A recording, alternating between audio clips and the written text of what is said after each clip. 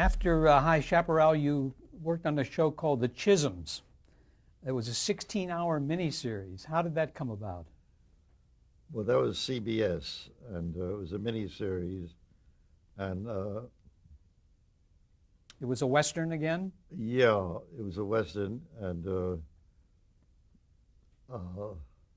I did it with Alan Landsberg and his company, um, and I created the idea, and I think I co-wrote the script. Um, It was like one of the first miniseries, wasn't it? that was my first miniseries. We did 12 hours, and it was very well received. But it was a miniseries, and after 12 hours, it was completed. Um, And after that, you it had a then... wonderful actor who was not known for doing westerns in the lead. I forget his name. Was Chisholm's 6 hours or 12 hours. 12 hours? Yeah. We did 6 hours, and then they asked us to do six more. I see. So, gosh, No, that's okay. do you remember the actor who played in the Chisholms, honey?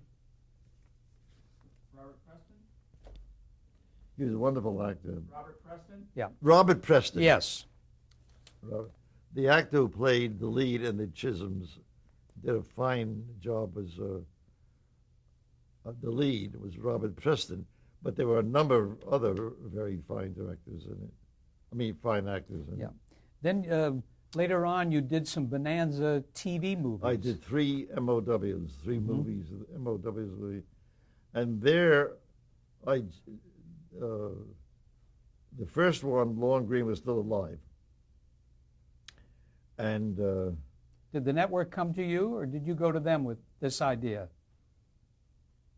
we probably went to them, and they agreed. And Lorne was still alive,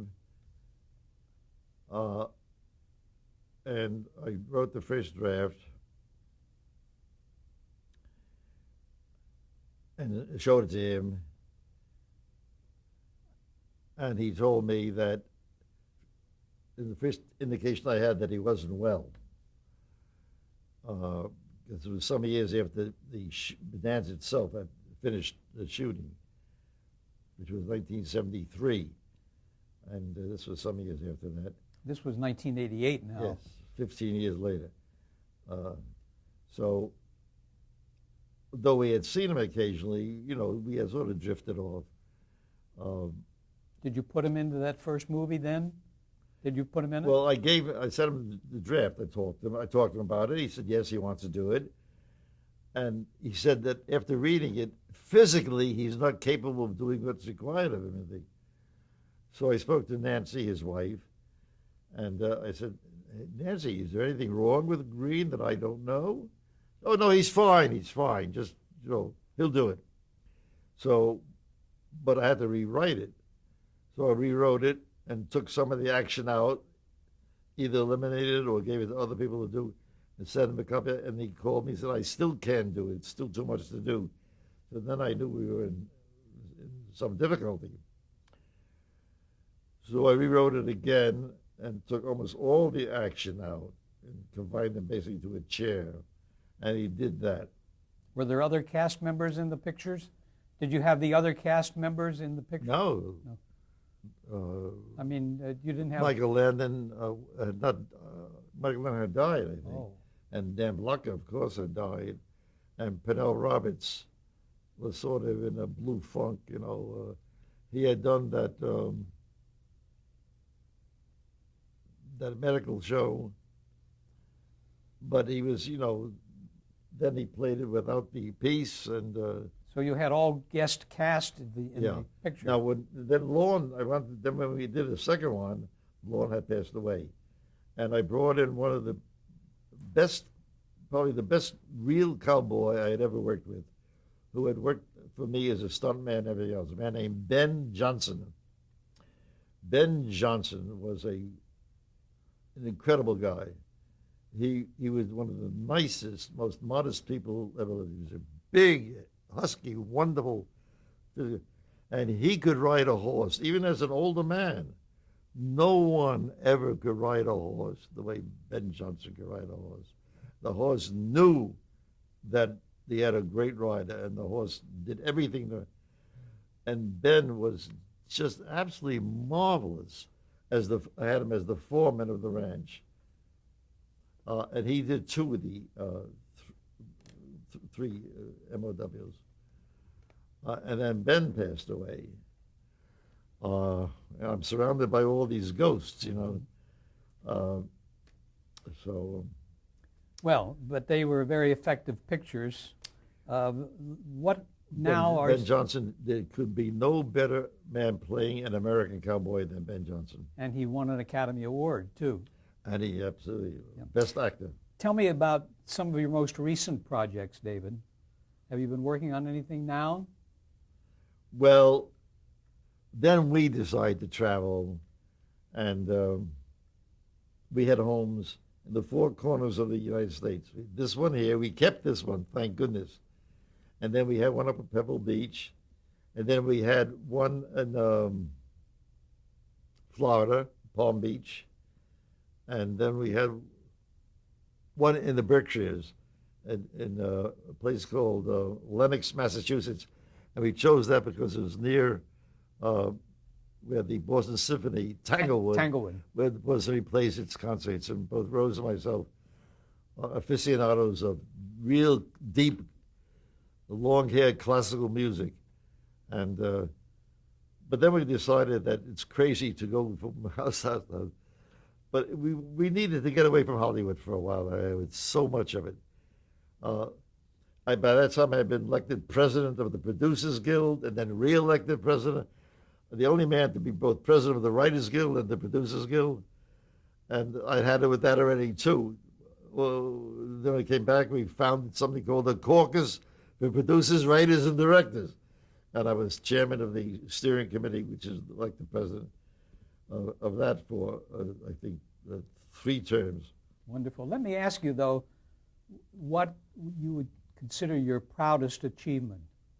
My proudest achievement, I think, is bringing color television into the homes of America by pioneering color and changing the entire world of advertising and the part that women play in making choices. That women are as important now as men, and in every area. And when I had the idea of doing a prequel, not a sequel to Bonanza, about 2 years ago, I guess it was, and wrote with my son. Is that the one Fred, you're calling Ponderosa? The Ponderosa. And they finally got a company that would help finance the thing, but the requirement was that we shoot in Australia, where they had a production company. The American dollar was worth at least twice the Australian dollar. So we could get twice the value for the same American dollar price. How many episodes did you shoot of And Ponderosa? we did 20 hours there, and we did that for Pax Television. And Jeff Sagansky, who had been the head of CBS at one time, was now the head of Pax Television, and he had done a show with a woman named Beth Sullivan, who had written and produced a show called Dr. Quinn, Medicine Woman. And they had a very close relationship, and he suggested to me that that I should go along with his choice of Beth Sullivan to produce Ponderosa. I said, by all means, I think we're ready for that now. A woman should have that responsibility in every area of television. And Beth did the show, did the 20 hours, and we have tremendous responses. People who are caught up in the entire legend, Bonanza legend, feel this is part of the Bonanza legend, which it actually is. And so there are Ponderosa societies, and at the Bonanza convention up the 3-day convention up at Lake Tahoe this summer, this June, they devoted one full afternoon to Ponderosa, and they were all caught up in it. But the problem with the American dollar has been dropping in value, so we're not getting the equivalent, which means you have to put more American dollars into it. PAX tells me, I don't know what the basic truth is in any of this, but they have trouble with the financing, and so they're not going to renew it.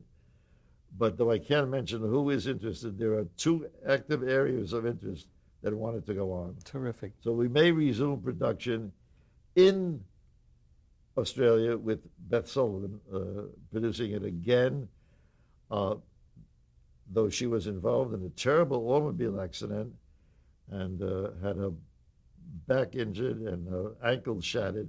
She's still in a cast, but her spirits are very high, very strong. And if, in fact, we get either one of these 2 deals comes to fruition, we'll be back in production as soon as possible. We wish you good luck with that. I thank you. My last question is, how would you like to be remembered?